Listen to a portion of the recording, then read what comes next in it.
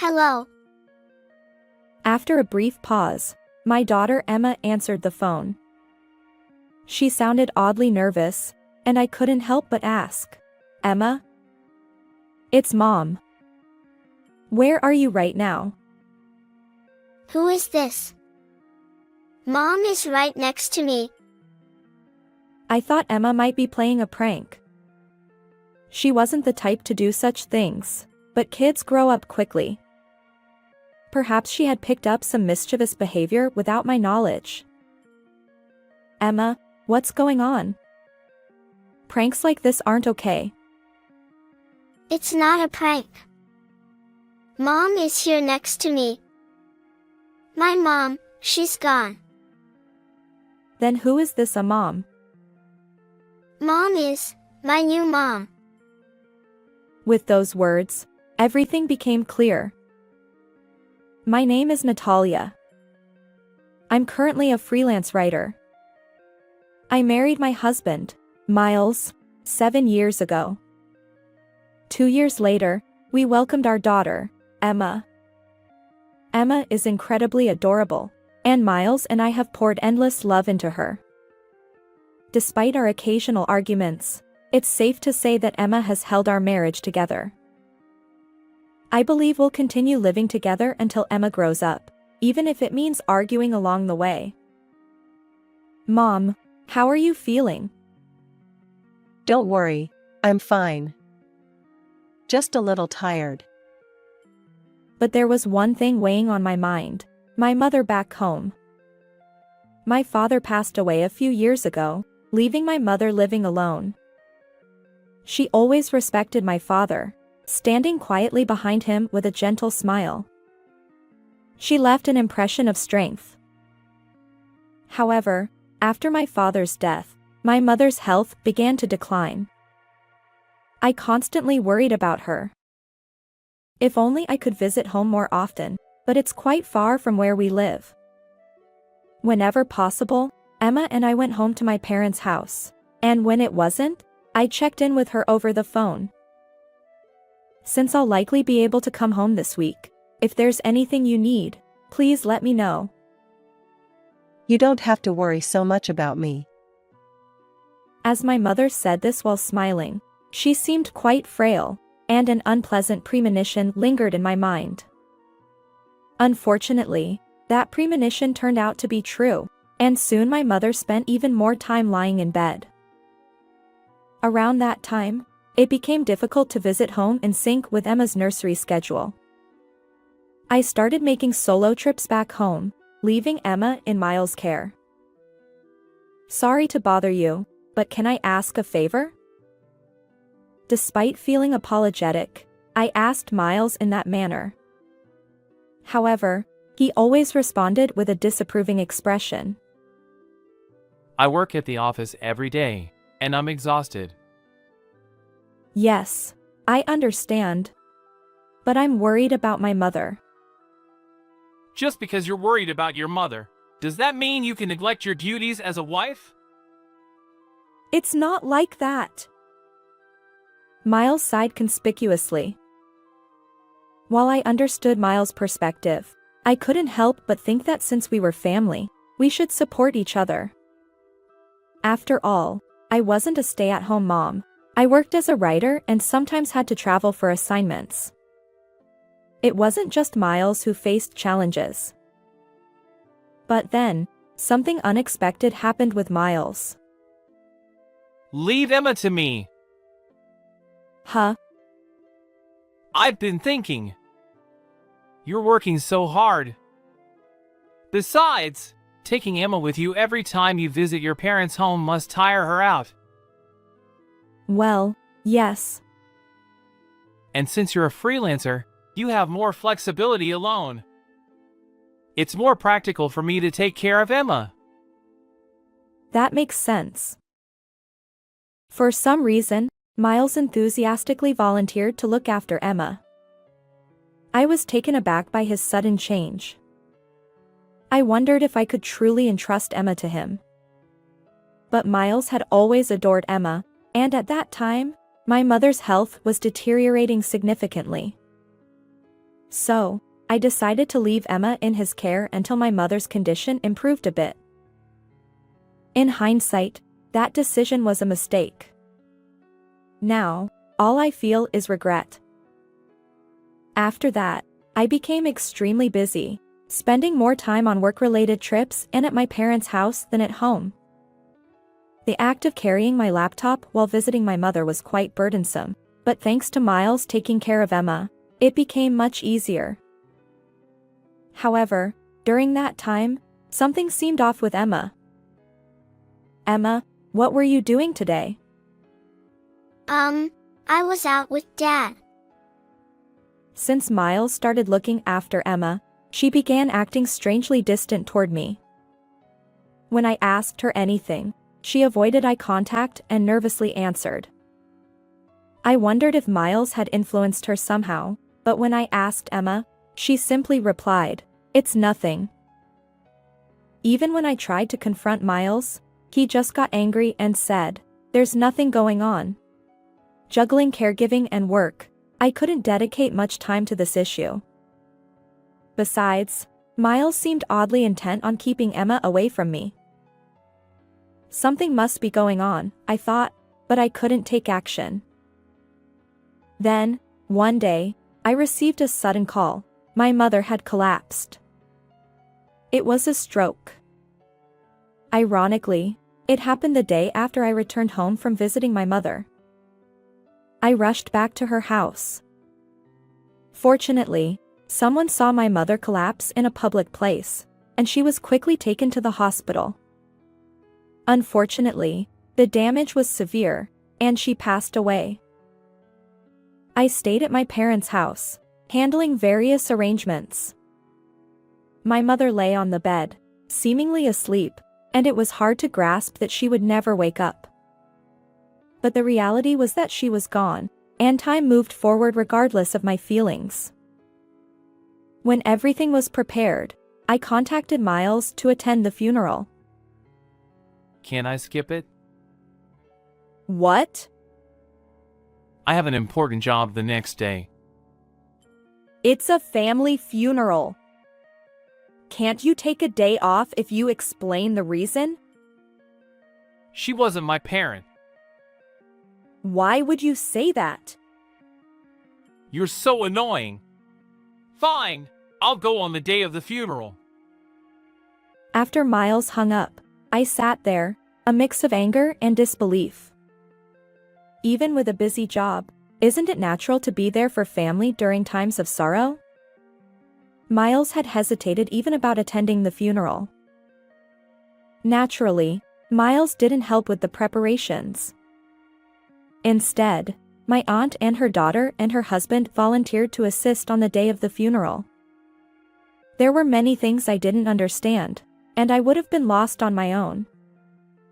Thanks to them, I managed to complete all the arrangements, but I felt utterly exhausted. I'm incredibly grateful to my aunt's daughter and her husband, even though they were practically strangers. As for Miles, he arrived just in the nick of time for the funeral and left immediately afterward. Whenever relatives asked about him, I'd vaguely smile and say, "He's a busy person." After the funeral, I planned to return home right away. I felt I needed to resolve things with Miles. However, there were numerous tasks related to my mother's inheritance and changing the property title. Ultimately, I couldn't return home for several days. When I finally got back home, I couldn't believe my eyes. What? My house, which I hadn't visited in a while, felt eerily empty. It seemed like no one had been there for quite some time. I checked inside, and to my surprise, all of Miles' belongings and household items were gone. What is going on? I searched every room. Emma's belongings were also missing. Panicking, I contacted Emma. I had given Emma a child-friendly smartphone. I had reservations about letting a 5-year-old have a phone, but as a freelance writer, I occasionally traveled for interviews. Miles also worked, leaving Emma alone at times. Having a means of communication was essential in case of emergencies. So, Emma had her own smartphone. Hello. After a few rings, Emma answered the phone. She sounded oddly nervous, and I couldn't help but ask, "Emma? It's Mom. Where are you right now?" Who is this? Mom is right next to me. Huh? I thought Emma might be playing a prank. She wasn't the type to do such things, but kids grow up quickly. Perhaps she had picked up some mischievous behavior without my knowledge. Emma, what's wrong? Pranks like this aren't okay. It's not a prank. Mom is right next to me. My mom, she's gone. In Emma's tearful voice, I suddenly realized that something unimaginable might be happening. For now, I needed to calm Emma down and find out about Miles. Emma, it's okay. Can you tell me calmly? How is Dad doing? Dad is at work. He's working for Mom and me. Then who is this a mom? Mom is my new mom. With those words, everything became clear. Miles suddenly taking care of Emma was all connected to this. And I could speculate that Miles had influenced Emma and taken her away. I focused on dispelling Emma's misunderstanding. Fortunately, Emma didn't fully believe what Miles had told her, and she listened to my words sincerely. Her distant behavior during the call was because Miles had deleted my contact information from her phone. I was furious at Miles for such cruel actions. Are you truly my mom? Yes. Don't worry. Please wait. I'll come get you. Yes. After ending the call with Emma, I immediately dialed Miles. He didn't answer right away, likely busy with work, but I persisted. Eventually, he picked up. What? I'm working right now. Hey. What did you do? You're so annoying. Where are you right now? Oh, so you finally noticed. You've been busy taking care of your mother's house since you've been completely absorbed in your mother affairs. But it was my mother's funeral. You never helped, and... There's a limit to everything. Besides, your mother wasn't my parent, so I don't owe her any assistance. Miles continued with a sigh. You don't do any housework or cooking, and Emma is entirely my responsibility. You're not a good wife. What are you saying? I'm preparing for a divorce. I plan to find a better wife than you and remarry. I've decided to sell the house too, so get rid of your stuff. I was left speechless. Certainly, I may have neglected some household chores and childcare due to caring for my mother. But isn't that understandable? Besides, it's not like I did nothing. When I was at home, I tried to handle household tasks as much as possible for Emma and Miles, all while juggling my work as a writer and looking after my mother. Miles' words were incredibly harsh considering all this. And on top of that, he referred to my mother as a stranger. His behavior was beyond unacceptable, and I resolved firmly to break up with Miles. After ending the call, I immediately started preparing for the divorce. Miles seemed to imply that it was my fault we were divorcing, but that couldn't be further from the truth. I had valid reasons for being away from home. Moreover, Miles hadn't contributed significantly to my mother's funeral, and if his recent words were any indication, he had been unfaithful during the time I was at my parents' house. Clearly, he was in the wrong. Additionally, Miles mentioned his intention to sell our home. Yet, this house was in my name. We had purchased it using the inheritance I received when my father passed away. At the time, I was pregnant and considering moving to a family-friendly apartment. So, I used the lump sum to buy the apartment outright. Even though we were married, the inherited assets were mine alone. Originally, I hadn't planned on divorce, so I didn't see any issues. But now the situation had changed. Upon investigation, I discovered that all the real estate documents that should have been at home were missing. Unbelievably, Miles had taken them and used our home as collateral. This was undoubtedly criminal behavior. I hired a private investigator. The facts gradually came to light. While I was caring for my mother at my parents' house, Miles had been cheating all along. And he had done so with Emma in tow. It appeared that Miles had convinced Emma that Mom had abandoned Emma and manipulated her into accepting the affair partner as her new mother. Furthermore, Miles had lied to the affair partner, claiming to be a single father raising Emma, all while planning to remarry using Emma as leverage. To make matters worse, he intended to use the money from selling our home to build a new one with the affair partner. Miles' actions were beyond reprehensible, and I felt nauseated by them. First and foremost, I had to reclaim Emma. With that determination, I immediately took action.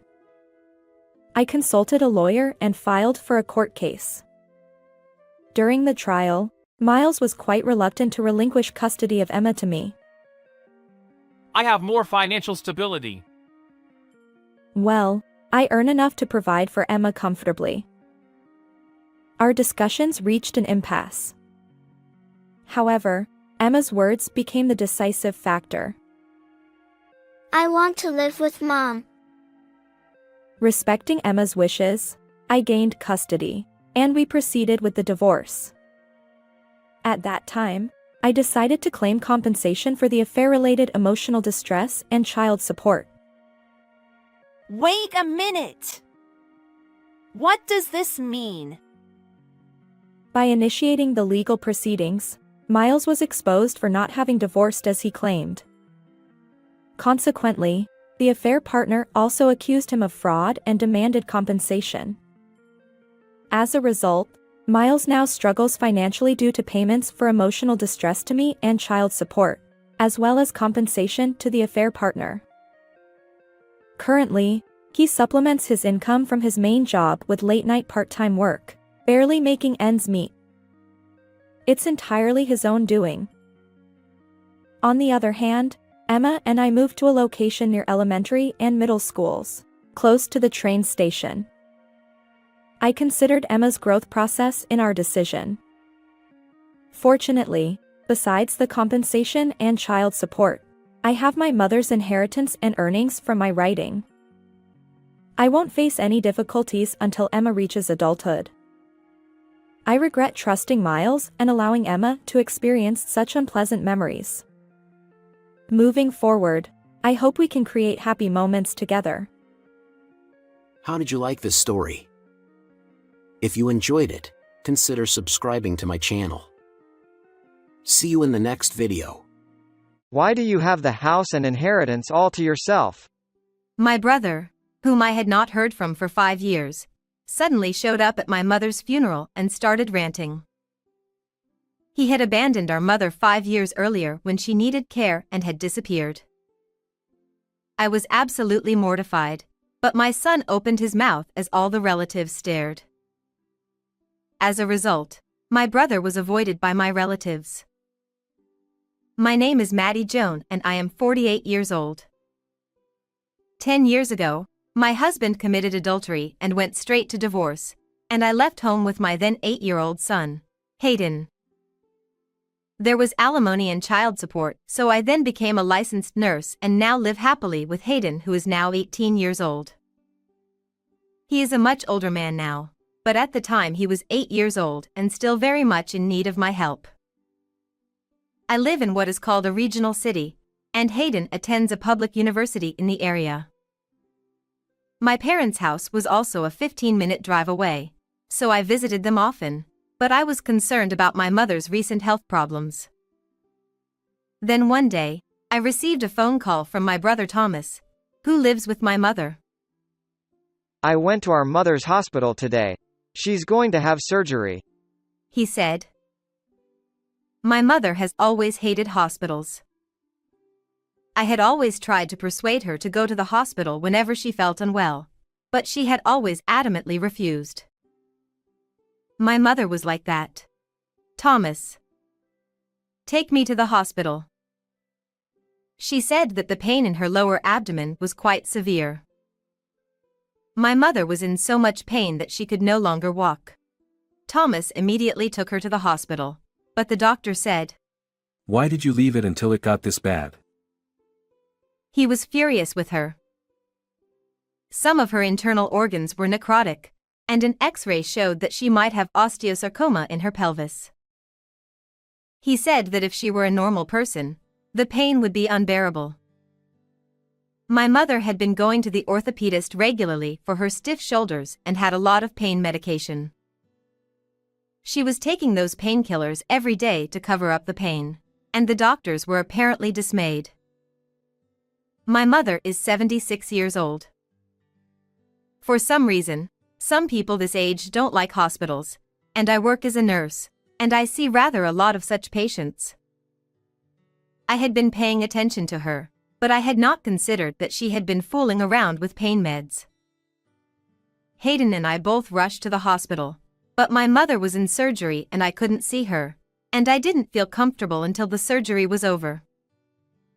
The surgery was a success, but the strain of the pelvic surgery was still too much for her and she ended up in a wheelchair. We were waiting for the test results to see if she had cancer, but a few days later the results came back and it turned out that her body was cancerous. Since it had not metastasized to that extent yet, it was decided that she would continue to have regular visits to the hospital for tests and to discuss treatment options. After a month in the hospital, my mother returned home, but a few days later, from Thomas, I need you to take care of Mom with me. I can't do this alone. I was torn, and so was Hayden. Mom, I'm sure Grandma would feel more comfortable if you cared for her too. I can commute to college from the grandma's house, and we can go. So, I was told. So I decided to move out of the apartment in Hayden and I would live at my parents' house.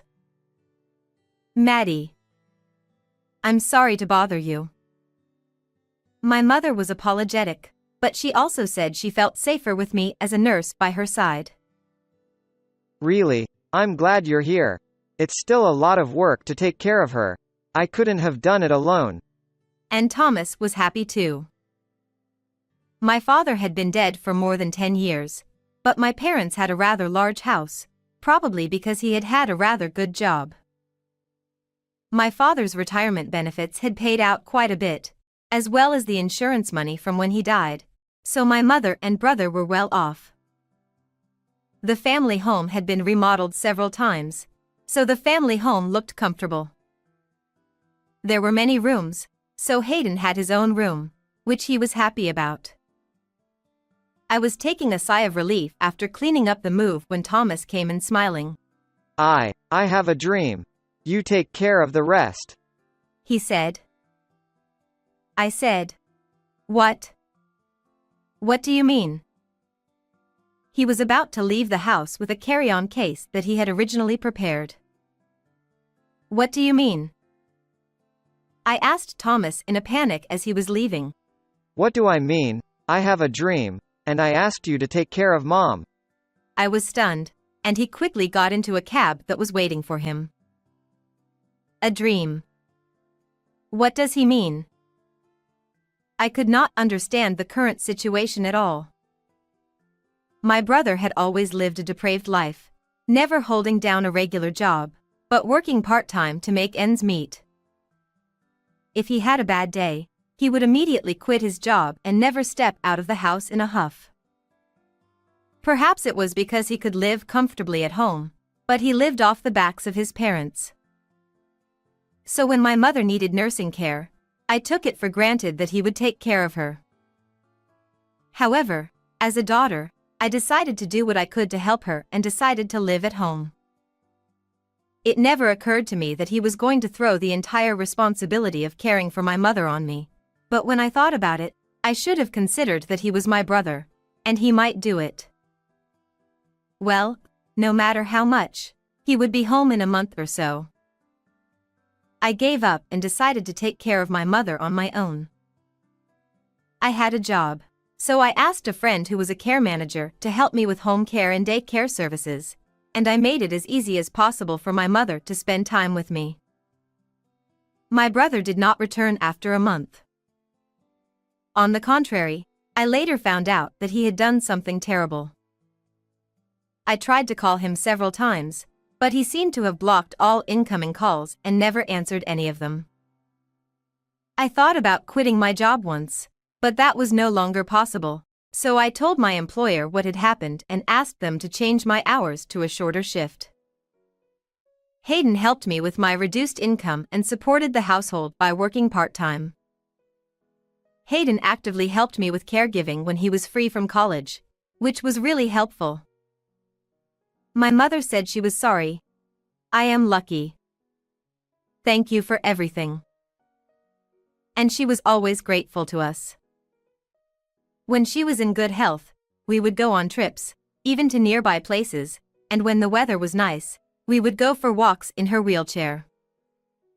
She had cancer, so she was in and out of the hospital during that time. But 5 years after I moved back home, she passed away after a long battle with the disease. Hayden and I were very sad, but we had done everything we could for her, and most importantly, we had made many memories and had no regrets. She was a well-liked person and many relatives and friends came to her funeral before she died. While I was talking with the people who came to the funeral, Thomas showed up there for the first time in 5 years. As soon as he saw me, Hey, Maddie, what is this all about? My lawyer told me. Why is the entire inheritance yours? You cheated my mother.